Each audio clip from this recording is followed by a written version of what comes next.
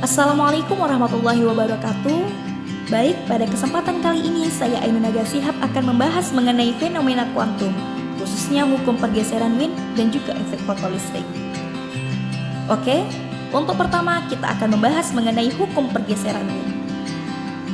Teman-teman tahu nggak kenapa bintang-bintang di langit bisa berwarna-warni seperti ada yang berwarna kuning, orange, biru, ataupun putih? Nah, untuk pertanyaan tersebut, kita bisa menjawab dengan mempelajari hukum pergeseran Wien. Hukum pergeseran Wien ini merupakan bagian dari materi radiasi benda hitam. Nah, benda hitam di sini bukan berarti benda tersebut harus berwarna hitam ya. Akan tetapi, benda hitam yang dimaksudkan di sini adalah benda yang permukaannya sedemikian sehingga menyerap semua radiasi yang datang padanya dan tidak ada radiasi yang dipantulkan. Ketika benda hitam terkena cahaya Meiji-Kuibi-Niu, maka ia akan menyerap semua cahaya tersebut. Karena semua cahaya diserap, maka lama-kelamaan energi benda tersebut akan meningkat. Kemudian benda tersebut akan berpijar dan mengeluarkan cahaya. Tetapi, cahaya yang dipantulkan tidak sesuai dengan warna bendanya, melainkan tergantung suhunya. Nah, jadi dapat disimpulkan bahwasanya benda hitam ini adalah benda yang menyerap semua radiasi yang datang padanya dan tidak ada radiasi yang dipantulkan. Nah, radiasi benda hitam itu adalah radiasi elektromagnetik yang dipancarkan benda hitam. Adapun contoh radiasi benda hitam itu adalah seperti matahari, bintang, besi yang dipanaskan, dan lain sebagainya. Oke, hukum pergeseran Wien ini pertama kali ditemukan oleh Wilhelm Wien pada tahun 1983. Bunyi hukum pergeseran Wien ini adalah panjang gelombang radiasi benda hitam bergantung pada suhunya. Ketika intensitas maksimum, panjang gelombang akan bergeser dengan hubungan yang terbalik dengan peningkatan suhu. Hukum pergeseran Wien ini membahas hubungan panjang gelombang maksimum dengan suhu benda yang diamati oleh Wien. Istilah pergeseran ini merujuk pada pergeseran puncak kurva ketika suhu berubah. Nah, adapun persamaan dari hukum pergeseran Wien itu adalah lambda maksimal dikali T sama dengan C, di mana lambda maksimum itu adalah panjang gelombang maksimumnya dalam meter, kemudian C adalah tetapan Wien, yaitu 2,89 kali 10 pangkat minus 3 meter Kelvin, dan T adalah suhu dalam Kelvin. Untuk lebih lanjutnya, mari kita lihat simulasi PET.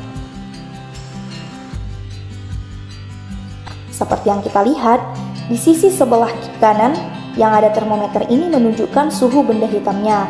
Di sisi sebelah kiri terdapat grafik ataupun garis kartesius. Untuk yang horizontal ini menunjukkan panjang gelombang dalam mikrometer, dan kemudian untuk yang vertikal menunjukkan intensitasnya, dan yang di tengah ini adalah cahaya tampak, yaitu Meiji-Kuibi-Niu.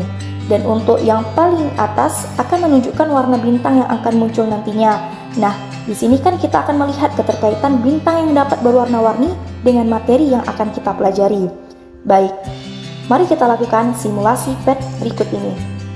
Nah, seperti yang kita lihat, pada suhu 4050 Kelvin, panjang gelombang itu adalah 0,715 mikrometer.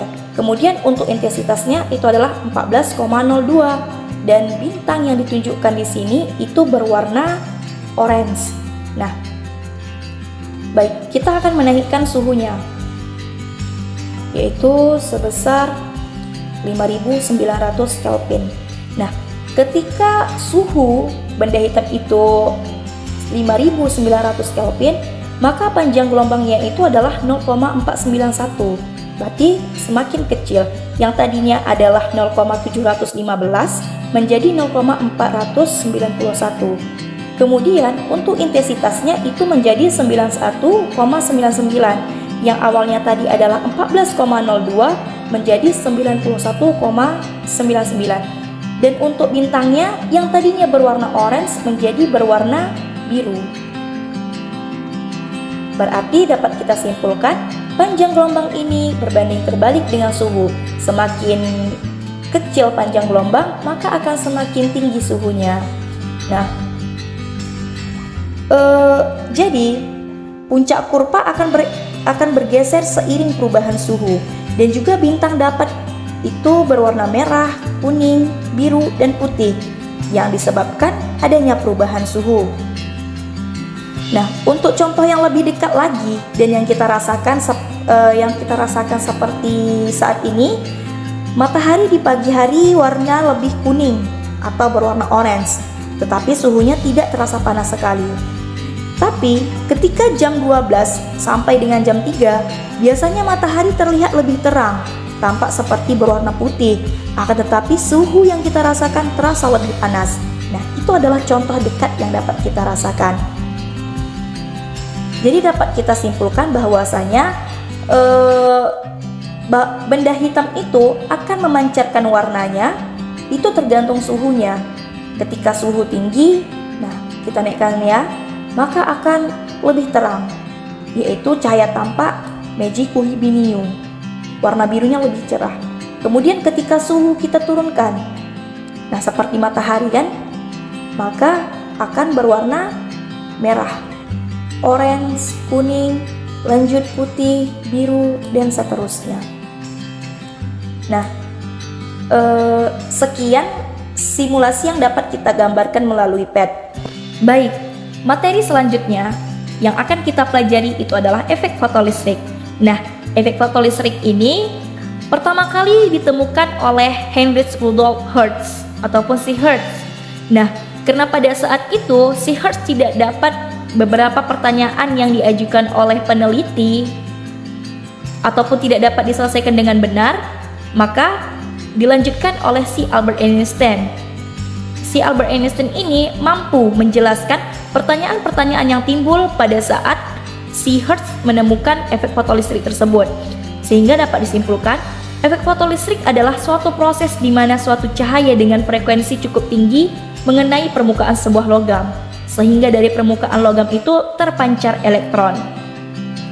Foton harus memiliki energi yang lebih tinggi dari energi ikatan elektron untuk melepaskan elektron keluar dari plat logam.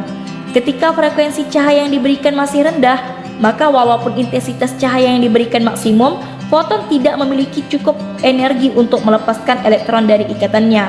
Tapi ketika frekuensi cahaya yang diberikan lebih tinggi, maka walaupun terdapat hanya satu foton saja dengan energi yang cukup, foton tersebut mampu untuk melepaskan satu elektron dari ikatannya. Dapat kita lihat persamaan dari efek fotolistrik, yaitu E sama dengan E0 ditambah EK, H dikali V sama dengan H dikali V0 ditambah EK, kemudian EK sama dengan H dalam kurung V dikurang V0. Dan kemudian ada syarat efek fotolistrik, yaitu V lebih besar dari V0. Frekuensi foton harus lebih besar dari frekuensi ambang ataupun si logam. Nah, faktor energi fotolistrik itu adalah yang pertama energi ambang ataupun fungsi kerja, kemudian frekuensi foton, dan juga panjang gelombang foton. Baik, untuk lebih lanjutnya, mari kita lihat simulasi PET. Baik, kita akan melihat simulasi melalui PET. Nah, sasaran ataupun logamnya yang kita pakai itu adalah natrium. Kemudian di sini letak logamnya, di sini anoda, kemudian di sini nanti arus yang akan kita lihat. Yang di sini ada baterai, sumber tegangan. Kemudian di sini ada cahaya ataupun fotonnya. Di sini adalah banyaknya foton. Dan di sini adalah panjang gelombangnya. Nah, ke kiri dia semakin besar panjang gelombang, semakin kecil panjang gelombangnya, dan kemudian ke kanan akan semakin besar panjang gelombangnya. Oke, kita akan buat di tengah ataupun berwarna ungu sebesar 392 nanometer.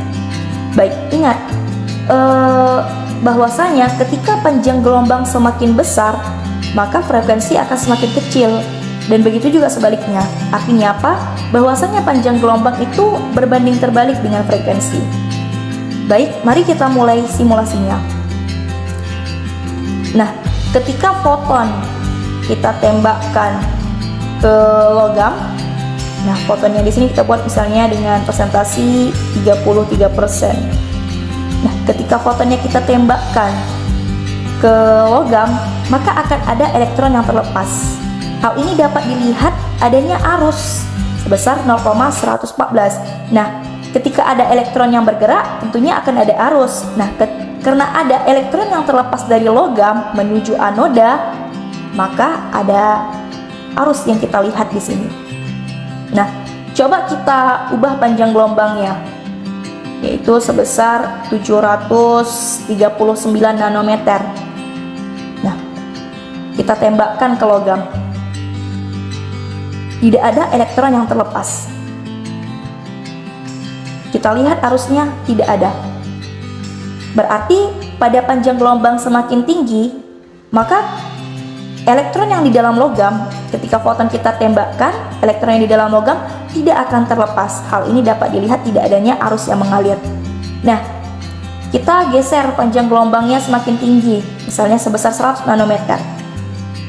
Dan ternyata ketika foton kita tembakkan ke logam, elektron banyak yang terlepas. Hal ini dapat dilihat banyaknya arus, yaitu sebesar 2,460.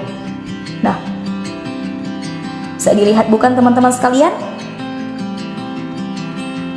Jadi, dapat kita simpulkan bahwasanya ketika frekuensi fotonnya semakin besar ataupun lebih besar dari frekuensi ambang, frekuensi logam, maka akan ada elektron yang terlepas.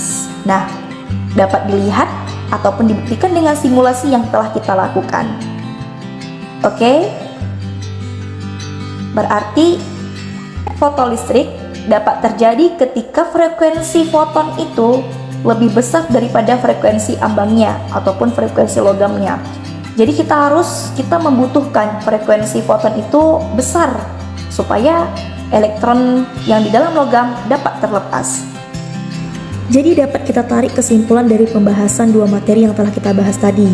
Yang pertama, warna bintang tergantung dengan suhunya. Semakin tinggi suhu dan intensitas, maka semakin kecil panjang gelombangnya. Yang terakhir, efek fotolistrik dapat terjadi jika frekuensi foton lebih besar daripada frekuensi ambang. Baik, sekian penjelasan dari saya. Saya akhiri. Assalamualaikum warahmatullahi wabarakatuh, dan terima kasih telah menyaksikan.